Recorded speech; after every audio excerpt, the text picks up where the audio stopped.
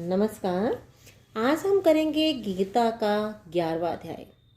गीता के 11वें अध्याय के अंतर्गत हमने जानकारी प्राप्त की है कि श्री कृष्ण अर्जुन को अपना विराट विश्व रूप दिखाते हैं और उस विराट विश्व रूप को देखकर अर्जुन श्री कृष्ण से क्या कहते हैं वही देखते हैं। जहां तक हमने पढ़ा था उससे आगे चलते हैं। आप प्रकाशमान तेज के पुंज अग्निवा ज्योतिष युक्त सूर्य के समान दिखाई दे रहे हैं। कौन कह रहा है? अर्जुन बोल रहे हैं श्री कृष्ण से कि आप प्रकाश से युक्त तेज मतलब कांति से युक्त समूह दिखाई दे रहे हैं। आप अग्नि व ज्योति से युक्त सूर्य के समान भी दिखाई पड़ रहे हैं। ठीक है, आग से युक्त और प्रकाश से युक्त सूर्य के समान दिखाई पड़ रहे हैं। सूर्य और चंद्रमा आपके नेत्र हैं। जो सूर्य और चंद्रमा है वो आपके दोनों नेत्र हैं। आपका मुख जलती हुई अग्नि के समान उज्जवल है। आप संपूर्ण जगत को अपने तेज से झुलसा रहे हैं।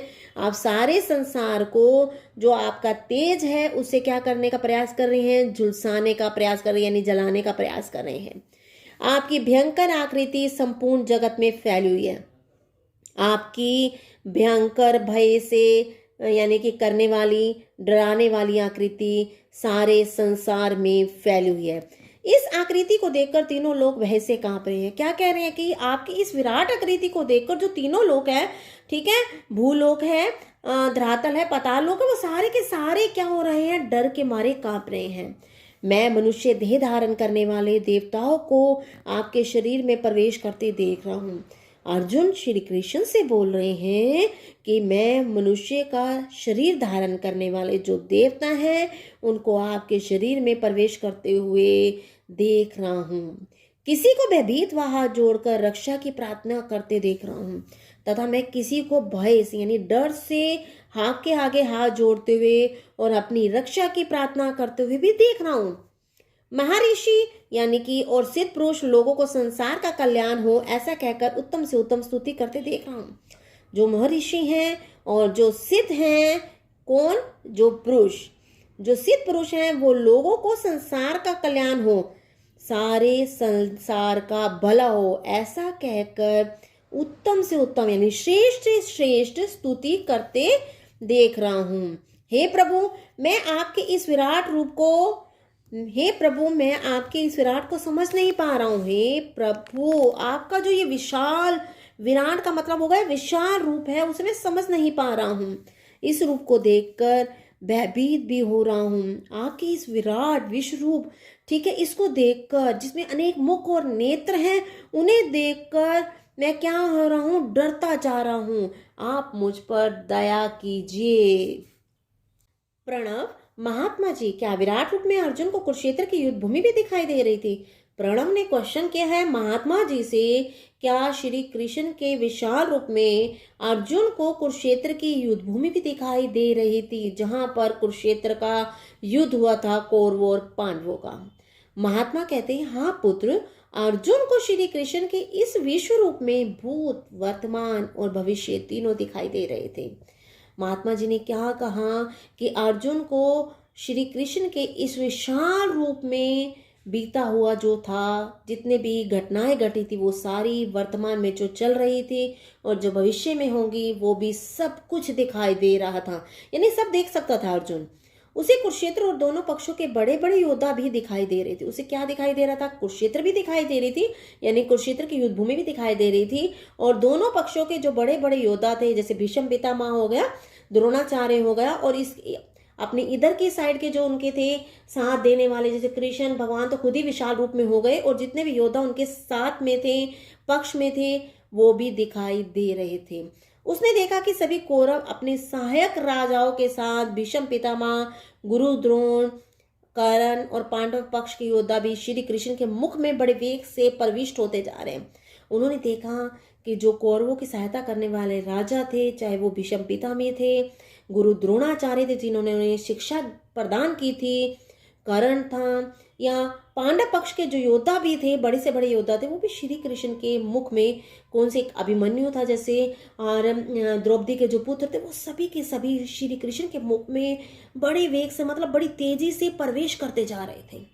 यह सब देखकर अर्जुन ने कहा, हे उग्र मूर्ति, यानी कि भयंकर, उग्र मने होगा भयंकर, मूर्ति मने मुख आकृति वाले। हे भयंकर मुख आकृति वाले, कृपा करके आप यह बताइए कि इस भयानक रूप में आप कौन हैं। ठीक है, आपका जो भयानक रूप है आप कौन है। हे परम ब्रह्म, परमेश्वर। मैंने बताया था आपको ब्रह्म और ब्रह्मा में क्या अंतर। तो आपका यहाँ परम ब्रह्म यानी सारे संसार के सभी देवताओं को उत्पन्न करने वाले परम ब्रह्म, मैं आपको श्रद्धा से प्रणाम करता हूँ। ठीक है, हे देवताओं में श्रेष्ठ, आप प्रसन्न हो जाइए। हे आदि पुरुष, आदि पुरुष मतलब जिससे संसार उत्पन्न हुआ है उसे कहा गया आदि पुरुष। मैं आपको जानना चाहता हूँ क्योंकि मैं आपके कार्यों को अच्छी तरह से नहीं समझता हूँ कि आप क्या हैं, आप कौन है, मैं ये जान नहीं पा रहा हूँ।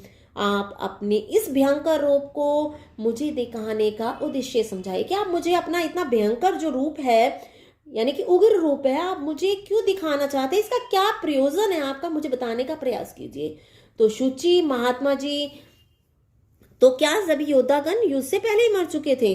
तो शुचि महात्मा जी से पूछते हैं कि महात्मा जी आप मुझे ये बताइए कि जो जितने भी योद्धागण थे क्या वो पहले युद्ध से पहले ही मर चुके थे, मृत्यु को प्राप्त हो गए। तो महात्मा जी कहते हैं नहीं, ऐसा नहीं है। जब श्री कृष्ण ने जान लिया था कि अर्जुन यह समझ चुका है कि वास्तव में कौन है, वे वास्तव में कौन है, जब श्री कृष्ण ने यह जान लिया कि अर्जुन यह समझ चुका है कि वह वास्तव में कौन है और क्या क्या कर सकते हैं, तो वे बोले हे अर्जुन, तुमने अभी लोगों का संहार करने वाला मेरा बहुत भयंकर रूप देखा है। किसने कहा? श्री कृष्ण ने कहा अर्जुन को कि समझाने का प्रयास करा। और क्यों? क्योंकि वो जान चुके थे कि श्री कृष्ण, अर्जुन ये जान चुके हैं कि श्री कृष्ण कौन है और क्या क्या कर सकते हैं। तब वे बोले थे हे अर्जुन, तुमने अभी लोगों का संहार करने वाले मेरा बहुत भयंकर रूप देखा है। ठीक है, जो लोगों मने संसार का नष्ट करने वाला मेरे एक भयंकर रूप देखा है। तुम सोच रहे होगे कि युद्ध करके तुम अपने शत्रुओं को मार रहे हो। ठीक है, युद्ध करके तुम क्या कर रहे हो, जो तुम्हारे दुश्मन है उन्हें मार रहे हो, लेकिन वास्तव में ऐसा नहीं है। तुम युद्ध करो या ना करो, इन सब की मृत्यु तो होकर ही रहेगी।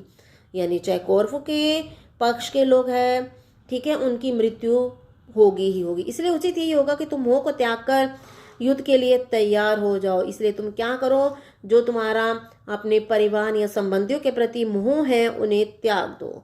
इनको मारने का निमित्त मात्र मतलब केवल मात्र, इनको मारने का केवल मात्र यानी कारण बन जाओ। तुम मारने का केवल कारण बनो। ये तो वैसे मृत्यु को प्राप्त ही होंगे, कारण तो कोई और भी हो सकता है, लेकिन तुम कारण बन जाओ।